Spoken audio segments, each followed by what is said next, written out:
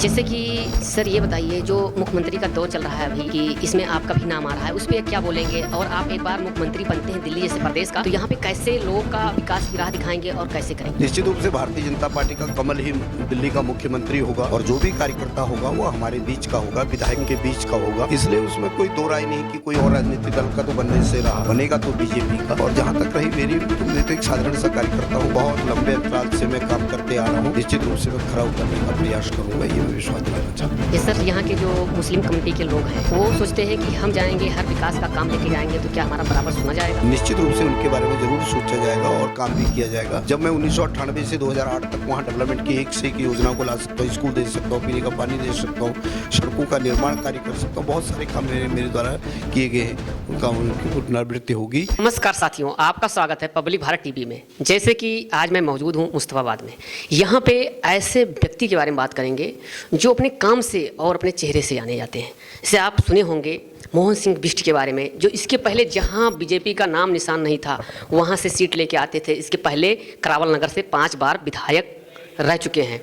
अब की 6वीं बार मुस्तफाबाद से सीट लेके आए हैं भारी मतों से और जीत हुई है। और विधायक जी से बात करेंगे जैसे कि चर्चा में बने हुए हैं।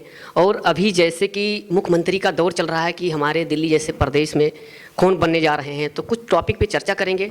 बहुत बहुत स्वागत है सर आपका पब्लिक भारत टीवी में। धन्यवाद।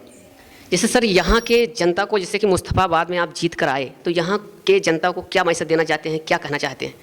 निश्चित रूप से जनता जनार्दन ने जो मुझे आशीर्वाद दिया है, उस आशीर्वाद के फलस्वरूप मैं खरा उतरने का प्रयास करूंगा। डेवलपमेंट की जो भी योजनाएं हैं निश्चित रूप से उनको जनता के बीच में से सरकार तक लेके जाऊंगा, जिससे उनका समाधान कराऊंगा।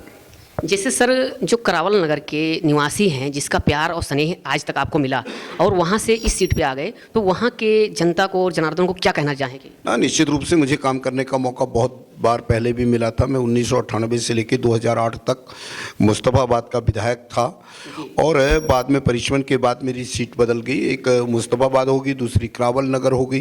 तो जब मैं मुस्तफाबाद में गया तो निश्चित रूप से वहाँ के लोगों ने मेरे काम को देखा, मेरे व्यवहार को देखा, आचार व्यवहार सबको जाना है, इसलिए उन्होंने मुझे वोट दे करके अब फिर उन्होंने मुझे विजयी बनाया है। जी, जैसे कि सर ये बताइए, जो मुख्यमंत्री का दौर चल रहा है अभी कि इसमें आपका भी नाम आ रहा है, उस पर क्या बोलेंगे? और आप एक बार मुख्यमंत्री बनते हैं दिल्ली जैसे प्रदेश का, तो यहाँ पे कैसे लोगों का विकास की राह दिखाएंगे और कैसे करेंगे आप? निश्चित रूप से भारतीय जनता पार्टी का कमल ही दिल्ली का मुख्यमंत्री होगा और जो भी कार्यकर्ता होगा वो हमारे बीच का होगा, विधायकों के बीच का होगा। इसलिए उसमें कोई दो राय नहीं कि कोई और राजनीतिक दल का तो बनने से रहा, बनेगा तो बीजेपी का।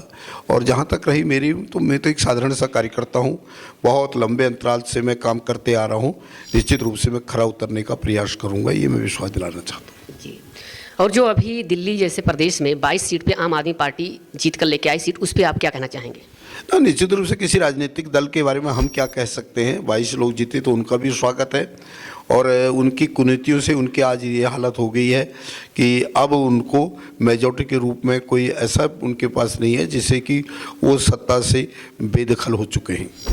जैसे सर, अभी चर्चा में बना हुआ है कि मुस्तफाबाद का नाम आप बदल देंगे, जैसे भाषण में बयान में सुने हैं, उस पर क्या कहना चाहेंगे आप? निश्चित रूप से वहाँ पे 58% एक परिवार के लोगों का, दूसरा 42% है। तो 58% लोगों की जनभावनाओं को ध्यान में रखते हुए, उनकी डिमांड को मानते हुए उस काम को हम करेंगे।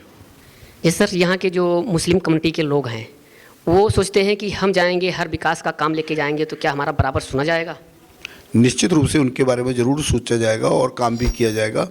जब मैं 1998 से 2008 तक वहाँ डेवलपमेंट की एक से एक योजना को ला सकता हूँ, स्कूल दे सकता हूँ, पीने का पानी दे सकता हूँ, सड़कों का निर्माण कार्य कर सकता हूँ, बहुत सारे काम मेरे द्वारा किए गए हैं, उनकी पुनरावृत्ति होगी।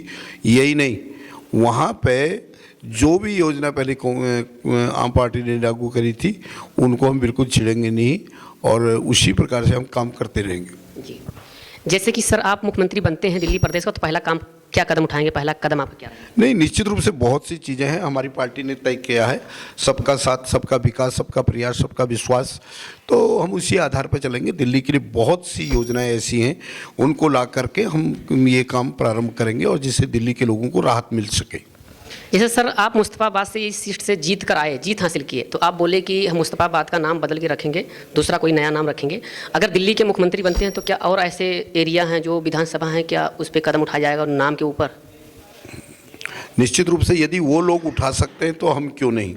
यदि एक और 42% का, दूसरी ओर 58% है, तो ये स्वाभाविक है और इसमें कोई टीका टिप्पणी नहीं, कोई अभी से वो बदल रहा है। जब परिष्मन होगा, परिष्मन में जैसी उसकी सीट की स्थिति बनेगी तो वो किया जाएगा। जी, जैसे कि यहाँ पर आप लोग देखिए दर्शक, और यहाँ जो मोहन सिंह बिष्ट हैं, काफ़ी चेहरे से और काम से जाने जाते हैं, अपने काम से पहचाने जाते हैं।